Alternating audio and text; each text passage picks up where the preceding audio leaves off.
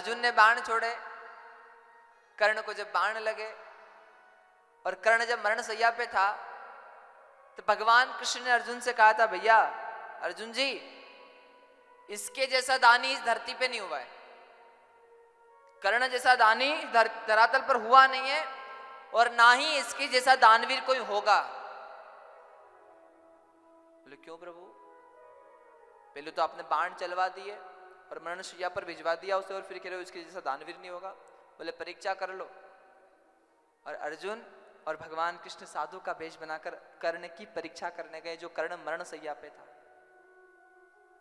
भिक्षा मांगी, दान मांगा, कुछ दान दे दो। कर्ण ने कहा, आज तक मेरे यहां से कोई खाली नहीं गया, आज तक मेरे यहां से कोई आज तक खाली नहीं गया, पर इस समय मैं मरण सैया पे हूं।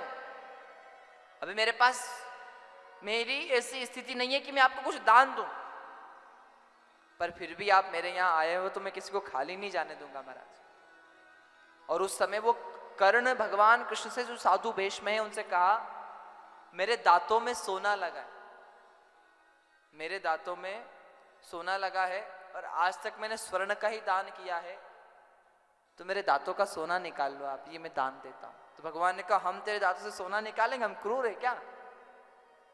देना है तो दे, मना कर दे। कर्ण ने कहा, नहीं, आप खाली मत जाओ मेरे यहां से।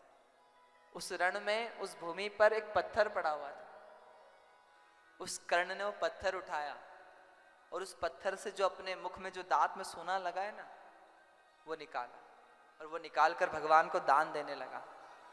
भगवान ने ये कहकर मना कर दिया कि इसमें तो रक्त लगा है और ऐसा रक्त से महाराज जो लत है, जो महाराज जिसमें रक्त लगा है वो स्वर्ण हम नहीं लेंगे, दोष लगेगा।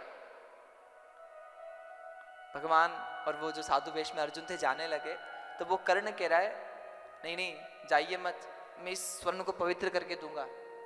और उस कर्ण ने गंगा मैया को आवाहित किया और गंगा मैया को आवाहित करके एक महाराज तिनका उस समय धरातल पर, धरती पर मारा था महाराज। और आचार्य कहते हैं, ऐसे दानवीर कर्ण के लिए वहां गंगा मैया प्रकट हुई और गंगा मैया की धारा से महाराज उसने वो स्वर्ण पवित्र किया और वो स्वर्ण भगवान कृष्ण को दान दिया महाराज।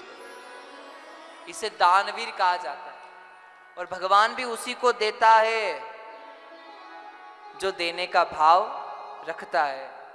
भगवान उसे कभी नहीं देता महाराज जिसके मन में कभी देने का भाव नहीं।